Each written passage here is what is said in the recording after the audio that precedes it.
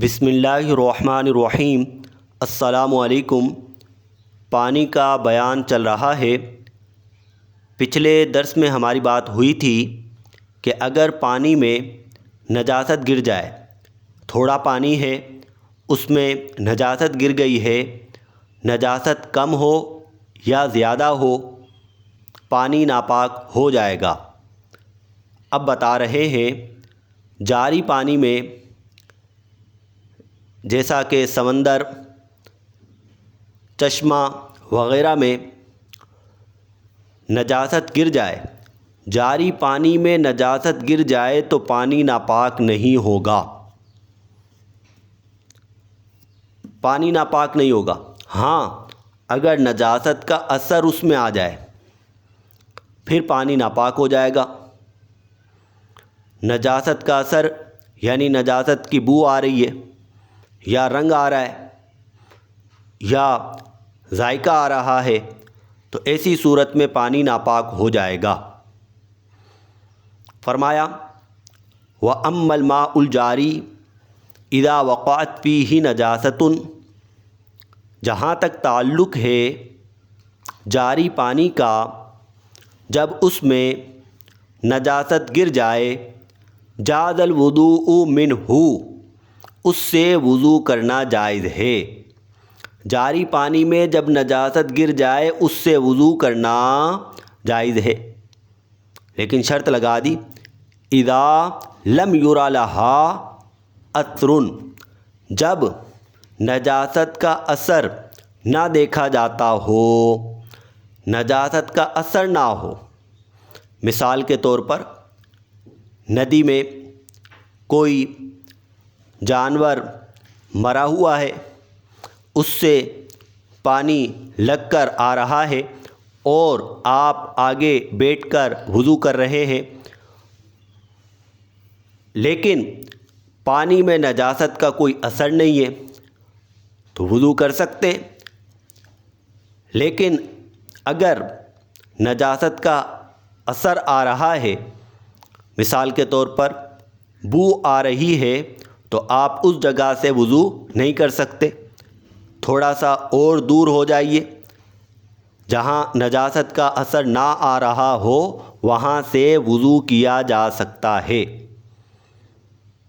تو خلاصہ کلام یہ ہوا کہ جاری پانی میں اگر نجاست گر جائے اور نجاست کا اثر آ رہا ہو تو اس جگہ سے وضو کرنا جائز نہیں، اور اگر نجاست کا اثر نہ آ رہا ہو تو وضو کر سکتے ہیں۔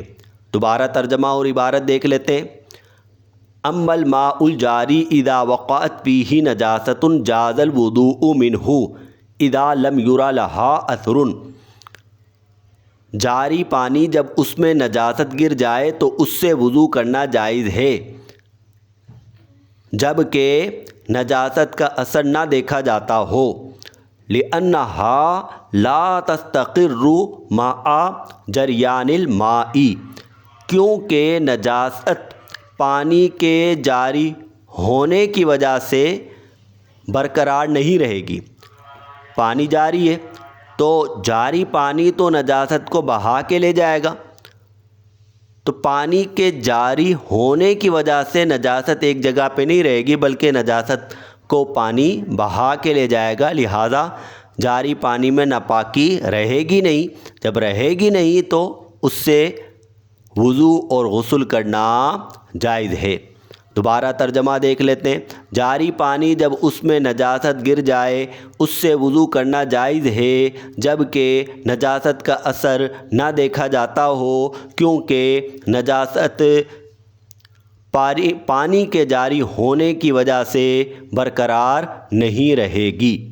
آگے مسئلہ بتایا جا رہا ہے کہ بڑا حوض بھی جاری پانی کے حکم میں ہے، یعنی بڑے حوض میں بھی اگر نجاست گر جائے تو اگر نجاست کا اثر ظاہر نہ ہو تو اس سے وضو کر سکتے ہیں، اگر نجاست کا اثر ظاہر ہو رہا ہو تو وضو نہیں کر سکتے، یہی بات بتائی جا رہی ہے۔ والغدیر العظیم، بڑا حوض، الذی لا یتحرک احد طرفیہ، بتحریک طرف الآخری، بڑا حوض ہے، آپ ایک جانب سے پانی کو ہلاتے ہیں تو دوسری جانب سے پانی نہیں ہلتا۔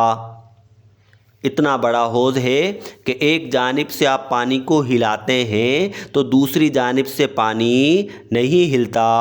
اذا وقعت فی احد جانبیہ نجاست، جب اس کی دونوں جانبوں میں سے ایک میں نجاست گرے، ایک کنارے پر نجاست گری ہے، جاز الوضوء من الجانب الآخری، دوسری جانب سے وضو کرنا جائز ہوگا۔ لأن ظاہر ان النجاست لا تصل الیہ، اس لیے کہ ظاہر یہ ہے کہ نجاست اس تک نہ پہنچی، یعنی دوسری جانب تک نجاست نہ پہنچی۔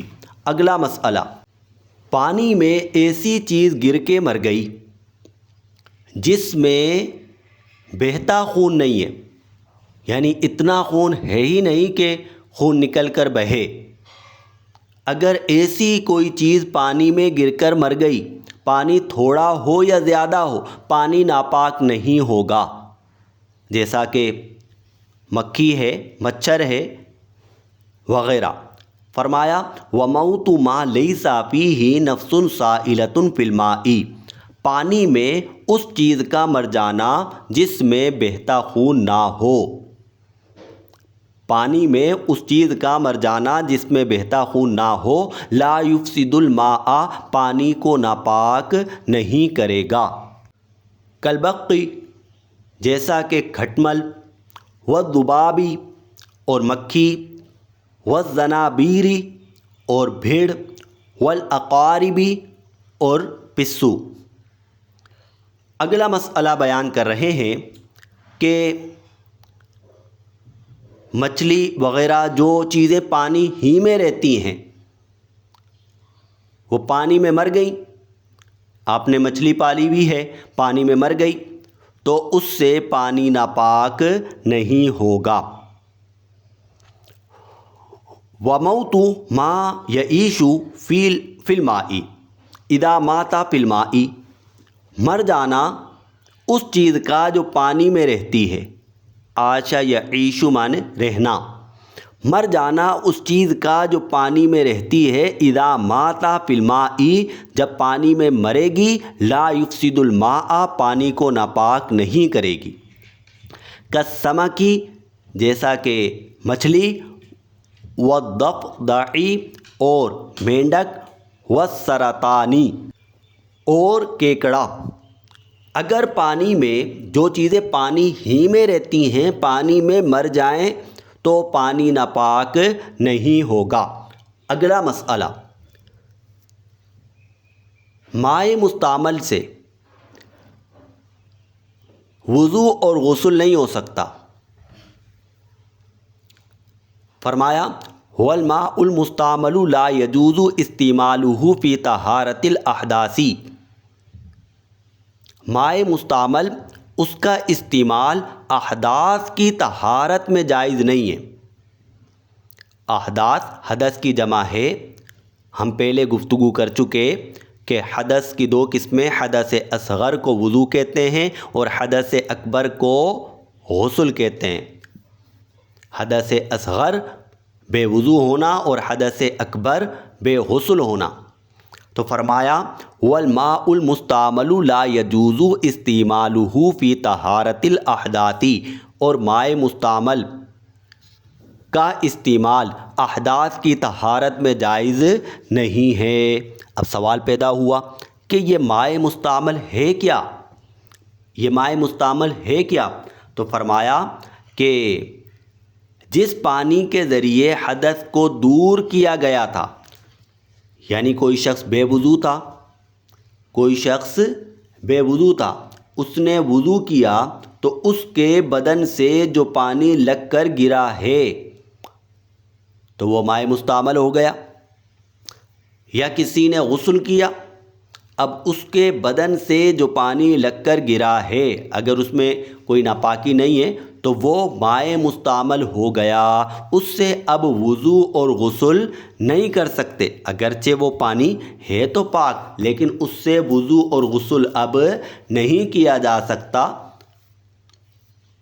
فرمایا والماء المستعمل کل ماء ازیل بہ حدث، اور مائع مستعمل ہر وہ پانی ہے جس کے ذریعے حدث کو دور کیا گیا ہو، جس کے ذریعے حدث کو دور کیا گیا ہو، یا جس پانی کو آگے بتا رہے ہیں، یا جس پانی کو ثواب کی نیت سے استعمال کیا گیا، بدن پر ثواب کی نیت سے جس پانی کو استعمال کیا گیا ہے۔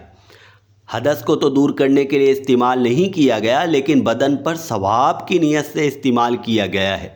مثال کے طور پر اگر کوئی شخص باوضو تھا، اس نے ایک نماز پڑھی، پھر دوسری نماز کا وقت آیا، اس نے دوسری نماز کے لیے تازہ وضو کر لیا، یعنی ابھی اس کا وضو ٹوٹا نہیں تھا، لیکن دوسری نماز کے لیے اس نے تازہ وضو کیا، تو ثواب کی نیت سے اس نے وضو کیا ہے۔ یہ حدث تو دور کرنے کے لیے وضو نہیں ہے، کیونکہ حدث تو اسے لاحق ہی نہیں ہے، بے وضو تو وہ ہے ہی نہیں۔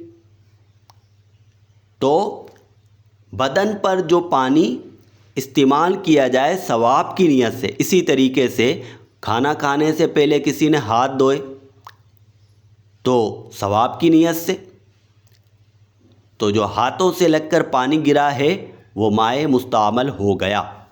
تو فرمایا او استعمل فی البدن علی وجہ القرابۃ، یا بدن میں استعمال کیا جائے ثواب کے طور پر، یا بدن میں استعمال کیا جائے ثواب کے طور پر۔ تو ہم نے مائع مستعمل کے بارے میں سنا کہ مائع مستعمل سے وضو اور غسل جائز نہیں ہے۔ پھر ہم نے سنا کہ مائع مستعمل کسے کہتے ہیں؟ مائع مستعمل اسے کہتے ہیں جو حدث کو دور کرنے کے لیے استعمال کیا جائے، یا بدن میں اس کا استعمال کیا جائے ثواب کی نیت سے۔ کس کی نیت سے؟ ثواب کی نیت سے۔ اب اگلا مسئلہ بتا رہے ہیں کہ کھال، کوئی بھی کھال ہو، جب اس کی دباغت کر دی جائے تو وہ پاک ہو جاتی ہے۔ اب تو دباغت یہ ہوتی ہے کہ وہ چمڑا بنا کر ہمارے پاس آ جاتا ہے، آگے پھر دباغت کا طریقہ کار بڑی کتابوں ہیں، ہم پڑھ لیں گے۔ تو بہرحال کہا کلو اہاب دبغا فقط طہورا، ہر کھال جس کی دباغت کر دی گئی وہ پاک ہو گئی ہے۔ جازت الصلاۃ فیہ، اس میں نماز جائز ہے، یعنی اگر پہلے اس کا کپڑا کوئی پہنا ہوا ہے آپ نے چمڑے کا، ٹھیک ہے، اس میں نماز جائز ہے۔ والوضوء منہ، اور اس سے وضو بھی جائز ہے۔ پہلے ایسا کرتے تھے، اس کھال میں اس کو پھر سی کر اس میں پانی مشکیزہ بنا لیتے تھے، تو کہا اس سے وضو بھی جائز ہے۔ لیکن فرمایا الا جلد الخنزیر والآدمی، مگر خنزیر کی کھال اور آدمی کی کھال۔ خنزیر کی کھال یاد رکھیے دباغت کے بعد بھی پاک نہیں ہوتی، خنزیر نجس العین ہے، اس کا بال تک ناپاک ہے۔ آگے فرمایا وشعر المیتۃ وعظمها